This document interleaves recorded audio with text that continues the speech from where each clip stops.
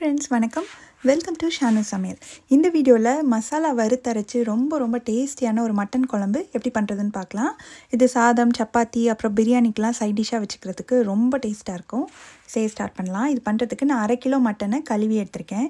அதை இந்த குக்கரில் சேர்த்துட்டு இது முங்குற அளவுக்கு தண்ணி சேர்த்து இதுக்கு தேவையான அளவு உப்பு, ஒரு 2 ஸ்பூன் அளவுக்கு நல்லெண்ணெய் சேர்த்து இது நல்லா கலந்து விட்டு மூடி வச்சுட்டு ஸ்டீம் வந்ததுக்கப்புறமா வெயிட் போட்டு ஸ்டவ்வை நல்லா சிம்மில் வச்சு ஒரு 10லேருந்து 12 நிமிஷம் நம்ம வேக வச்சு எடுத்துக்கணும். அப்போ தான் மட்டன் நல்லா சாஃப்டாக வேகும். அடுத்து நம்ம மசாலா வறுத்து அரைக்கிறதுக்கு கொஞ்சமாக 1 ஸ்பூன் அளவுக்கு எண்ணெய் சேர்த்துட்டு அதில் 1 டேபிள் ஸ்பூன் அளவுக்கு கொத்தமல்லி விதை, ஒரு 4 காஞ்ச மிளகாய், ஒரு 1/2 ஸ்பூன் மிளகு, 1/2 ஸ்பூன் சோம்பு, 1/2 ஸ்பூன் சீரகம், இது எல்லாத்தையும் நல்லா கருகிராமல் மிதமான தீயிலேயே வச்சு இந்த மாதிரி கைவிடாமல் கிளறி கொடுத்து நல்ல ஒரு வாசனை வர அளவுக்கு வறுத்துக்கணும். இப்போ பார்த்திங்கன்னா நல்லா வறுப்பட்டுருச்சு. இதை தனியாக எடுத்து வச்சுக்கலாம். அதே கடாயிலே இன்னும் கொஞ்சம் எண்ணெய் சேர்த்துக்கிறேன். இதில் ஒரு 150லேருந்து 200 கிராம் அளவுக்கு சின்ன வெங்காயம் சேர்த்துக்கலாம். சின்ன வெங்காயம் சேர்த்து செய்யும்போது ரொம்ப டேஸ்ட்டாக இருக்கும். இந்த வெங்காயம் நல்லா வதங்கட்டும். இப்போ பார்த்திங்களா வெங்காயத்தோட கலர் கொஞ்சம் மாறி இருக்குது. இதில் கொஞ்சமாக பொடியாக நறுக்கின இஞ்சி, ஒரு 7-8 பல் பூண்டு, இது எல்லாத்தையும் சேர்த்து இதையும் கொஞ்சம் நல்லா வதக்கி விட்டுலாம்.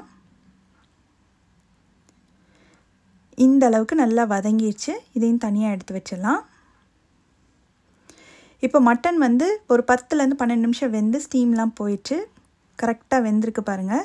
நல்லா சாஃப்டாக இருக்கும். நீங்கள் இந்த மாதிரி டைம் வச்சு வேக வச்சு நல்லா சாஃப்டாக எடுத்துக்கிட்டிங்கன்னா சூப்பராக இருக்கும் சாப்பிட்றதுக்கு. இப்போ இதை அப்படியே தனியாக எடுத்து வச்சுட்டு நம்ம குழம்பு செய்ய ஸ்டார்ட் பண்ணிடலாம். நம்ம வறுத்து அரைச்சதை இந்த மிக்ஸி ஜாரில் மாற்றிட்டு இது நல்லா கொஞ்சம் பவுட்ராக்கி எடுத்துகிட்டு வந்துடலாம். இந்த மாதிரி கொஞ்சம் கொரப்பாக அரைச்சிருக்கேன். இது கூடவே நம்ம வதக்கி வச்சுருந்தோம் இல்லையா, இஞ்சி, பூண்டு, சின்ன வெங்காயம்லாம், அதையும் சேர்த்து நம்ம ஓரளவுக்கு ரொம்ப நைஸாக இல்லாமல் ஓரளவுக்கு கொரப்பாக அரைச்சி எடுத்துக்கணும். இந்த மாதிரி இப்போ நம்ம குழம்பு வச்சிடலாம். கடாயை சூடு பண்ணி அதில் ஒரு 2 டேபிள் ஸ்பூன் அளவுக்கு நல்லெண்ணெய் சேர்க்குறேன். எண்ணெய் சூடானதும் ஒரு துண்டு பட்டை, கொஞ்சமாக கல்பாசி, ஒரு 2 ஏலக்காய், 3 கிராம்பு, ஒரே ஒரு பிரிஞ்சி இலை, இதெல்லாம் அந்த எண்ணெயில் நல்லா பொரிஞ்ச உடனே நம்ம அரைச்சி வச்சுருக்கோம் இல்லையா, அந்த மசாலாவை சேர்த்துடலாம். எல்லாமே வதக்கி தான் அரைச்சிருக்கோம், அதனால் பச்சை வாசனை இருக்காது அவ்வளோவா. இருந்தாலும் நம்ம இந்த எண்ணெயிலேயே கொஞ்சம் நல்லா வதக்கி விட்டுணும்.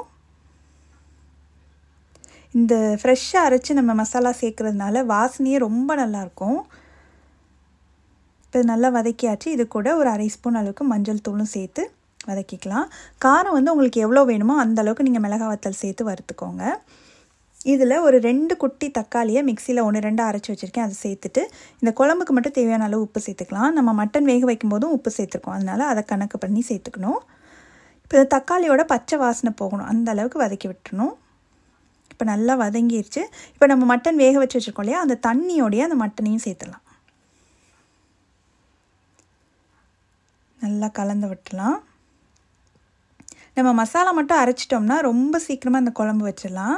இப்போ இது நல்லா கொதிக்கட்டும். ஸ்டவ்வை சிம்மில் வச்சுட்டு மூடி வச்சுருங்க. ஒரு 5லேருந்து 7 நிமிஷம் நல்லா கொதித்து எண்ணெய் பிரிஞ்சு மேலே வரணும் இந்த மாதிரி. இப்போ குழம்பு நல்லா ரெடி ஆயிடுச்சு. சூப்பராக கம்மன் வாசனையான டேஸ்டியான அரைச்சி வச்ச மட்டன் குழம்பு ரெடி. நீங்களும் இந்த ரெசிபியை கண்டிப்பாக ட்ரை பண்ணி பார்த்துட்டு எப்படி வந்ததுன்ற கமெண்ட்ஸை மறக்காமல் ஷேர் பண்ணுங்கள். தேங்க்ஸ் ஃபார் வாட்சிங்.